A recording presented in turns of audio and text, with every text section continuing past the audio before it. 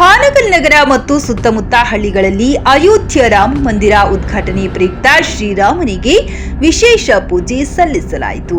ಹೌದು ವೀಕ್ಷಕರೇ, ಅಯೋಧ್ಯೆಯಲ್ಲಿ ಶ್ರೀರಾಮಚಂದ್ರನ ಮೂರ್ತಿ ಪ್ರತಿಷ್ಠಾಪನಾ ಕಾರ್ಯಕ್ರಮ ಮತ್ತು ರಾಮ ಮಂದಿರ ಉದ್ಘಾಟನಾ ಕಾರ್ಯಕ್ರಮವನ್ನು ಇಂದು ಹಮ್ಮಿಕೊಂಡಿದ್ದು, ಅದರ ಪ್ರಯುಕ್ತ ಹಾನಗಲ್ ನಗರ ಮತ್ತು ಸುತ್ತಮುತ್ತಲಿನ ಗ್ರಾಮಗಳಲ್ಲಿ ಶ್ರೀರಾಮಚಂದ್ರನ ಮಂದಿರಗಳಲ್ಲಿ ಮತ್ತು ಗ್ರಾಮಗಳ ಪ್ರಮುಖ ಬೀದಿಗಳಲ್ಲಿ ಶ್ರೀರಾಮಚಂದ್ರನ ಕಟೌಟ್ಗಳನ್ನ ಕಟ್ಟಿ ವಿಶೇಷ ಪೂಜೆ ಸಲ್ಲಿಸಲಾಯಿತು.